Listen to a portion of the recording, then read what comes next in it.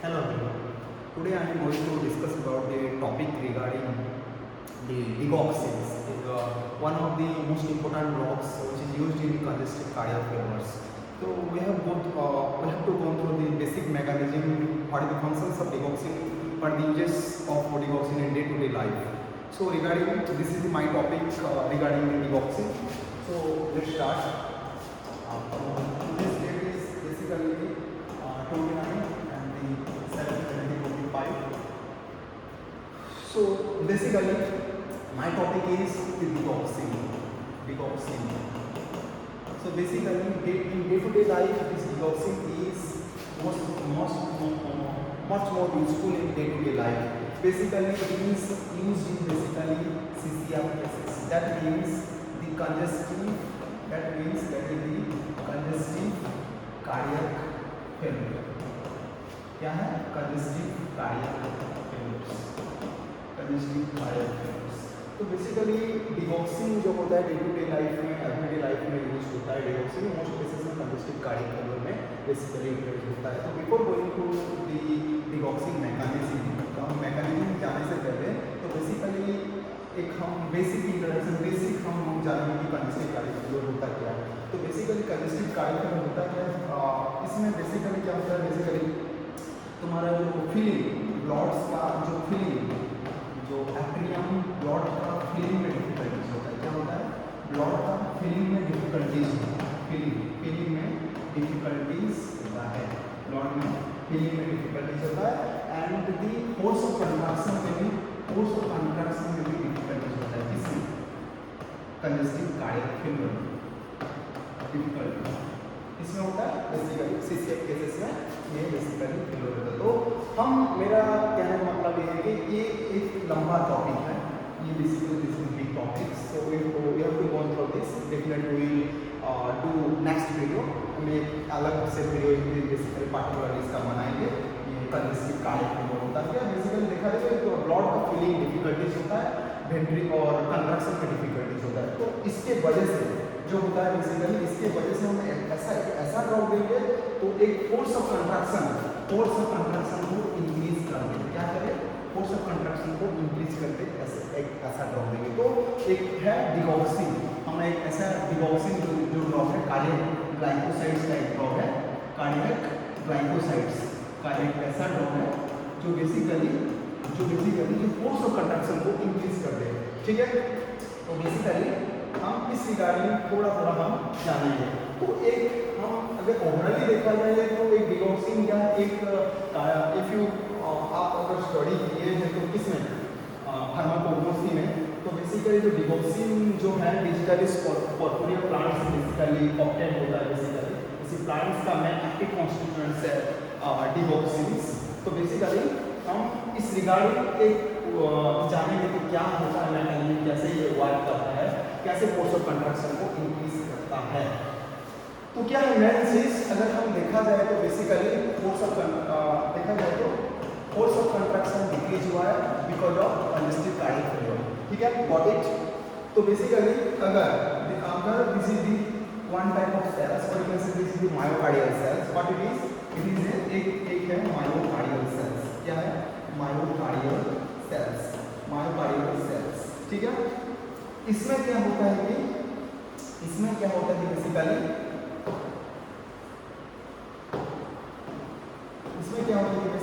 एक sodium and potassium का ATPase form होता है। क्या होता है, सोडियम पोटेशियम एटीपीएस फॉर्म होता है। और क्या होता है बेसिकली यहाँ पे क्या होता है, एक कैल्शियम का चैनल्स होता है। यहाँ पे क्या होता है, this is said to be called the calcium channel. क्या होता है, this is the calcium channel. और क्या होता है बेसिकली यहाँ पे तुम्हारा है बेसिकली इस जगह पर तुम्हारा क्या चीज है, इस जगह पर देखा जाए तो बेसिकली क्या है, तुम्हारा एक सोडियम पोटेशियम का और सोडियम एंड कैल्शियम का एक्सचेंजर। क्या होगा, एक्सचेंजर, सोडियम एंड कैल्शियम का एक्सचेंजर। कहाँ पे, इस जगह पे। तो एक ओवरऑल एक मैं ट्राई कर रहा हूँ कंसेप्ट प्रूव करने के लिए, सो दैट आप डिगॉक्सिंग का मैकेनिज्म समझ में आ सके। तो क्या होता है बेसिकली, हम टारगेट करेंगे फर्स्ट, क्या करेंगे, एक नॉर्मल देखेंगे कि फोर्स ऑफ कंट्रैक्शन होता है क्या है, देन ये डिगॉक्सिंग का मैकेनिज्म क्या है, ये क्या करता है, ठीक है। तो बेसिकली फर्स्ट जो होता है बेसिकली फोर्स ऑफ कंट्रैक्शन, की कंट्रैक्शन नॉर्मल जो कंट्रैक्शन कैसे करेंगे, तो फॉर कंट्रैक्शन हमको कंट्रैक्शन के लिए कैल्शियम की रिक्वायरमेंट होता है। क्या होता है, फॉर कंट्रैक्शन करने के लिए एक कैल्शियम की रिक्वायरमेंट होता है। क्या होता है, रिक्वायरमेंट होता है कैल्शियम की, ठीक है। तो बेसिकली दिस इज कैल्शियम, ठीक है, खाना खा रहे हैं, सब चीज कर रहे हैं, तो कैल्शियम सब चीज में आएगा, ठीक है। तो बेसिकली क्या हो रहा है, ये जो कैल्शियम होता है, कैल्शियम जो होता है फर्स्ट जो होता है इस चैनल के थ्रू एंट्री कर रहा है, ठीक है। ये जो सेल्स है मायोकार्डियल सेल्स और सेल्स, इसके अंदर में एक क्या प्रेजेंस रहता है, इसके अंदर में एक क्या प्रेजेंट रहता है, सार्कोप्लाज्मिक एंडोप्लाज्मिक रेटिकुलम्स के अंदर प्रेजेंट रहता है। क्या प्रेजेंट रहता है, सार्कोप्लाज्मिक एंडोप्लाज्मिक रेटिकुलम प्रेजेंट रहता है। क्या प्रेजेंट रहता है, सार्कोप्लाज्मिक एंडोप्लाज्मिक रेटिकुलम प्रेजेंट रहता है। सार्कोप्लाज्मिक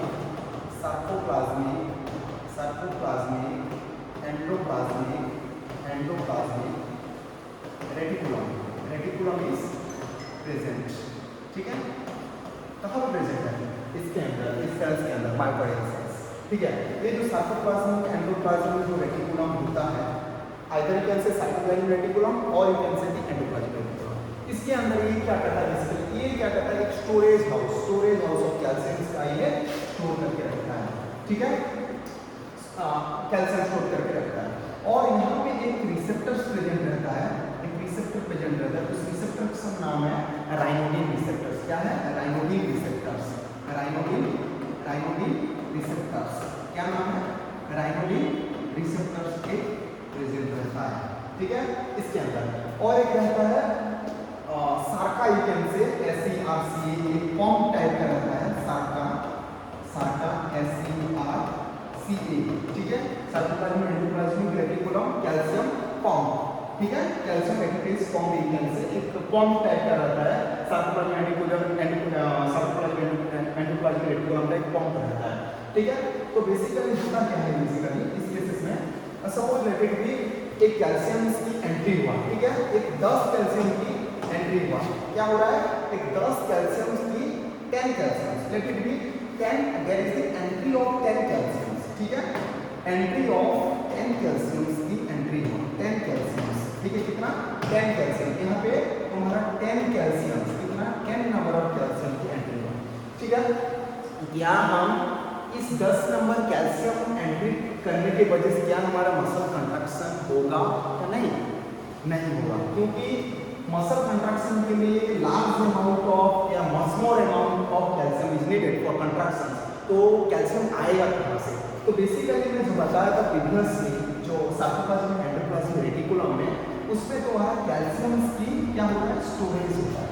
तो जब ये जो कैल्शियम 10 कैल्शियम जो एंट्री हुआ है calcium channel, higher calcium channel जब एंट्री हुआ है, तो ये क्या करता है, इट स्टिमुलेट्स, क्या करेगा, it stimulates the ryanodine receptor, this is the ryanodine receptors, क्या है, this is the ryanodine receptors, ये स्टिमुलेट करेगा राइनोडिन रिसेप्टर, तो राइनोडिन रिसेप्टर को स्टिमुलेट करेगा, राइनोडिन रिसेप्टर गेट एक्टिवेटेड होगा, देन क्या करेगा, जो अंदर में कैल्शियम प्रेजेंट रहता है बहुत अमाउंट में, suppose let it be 10,000, because of ryanodine receptor activated 10,000 calcium will be liberated, ठीक है, 10,000 कैल्शियम विल बी लिबरेटेड।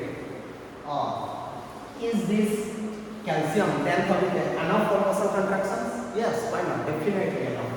तो बेसिकली ये जो कैल्शियम होता है स्टिमुलेट करता है राइनोडिन, तो राइनोडिन रिसेप्टर, देन राइनोडिन रिसेप्टर क्या करता है, एक्टिवेटेड, देन ये क्या करता है, बेसिकली जो अंदर कैल्शियम होता है ये बाहर निकल लिबरेट करने में मदद करता है कैल्शियम, देन 10,000 ये सब चीज मिलके बेसिकली क्या करेंगे, एक चारों तरफ तुम्हारा कैल्शियम की लिबरेशन हो गया, कैल्शियम की लिबरेशन हो गया, देन तुम्हारा क्या होगा, मसल्स की कंट्रैक्शन होगा। समझ पा रहे हो, हमको क्या चाहिए था, मसल्स कंट्रैक्शन, हमको कैल्शियम चाहिए था, जो 10 कैल्शियम एंट्री हो रहा है तुम्हारा कैल्शियम सेल में, this is not for enough for muscles contractions, so regarding that हमको एक्सेसिव अमाउंट में कैल्शियम चाहिए सो दैट मसल्स कंट्रैक्शंस, तो definitely much more amount of calcium will liberated from the sarcoplasmic reticulum which is present inside this sarcoplasmic reticulum.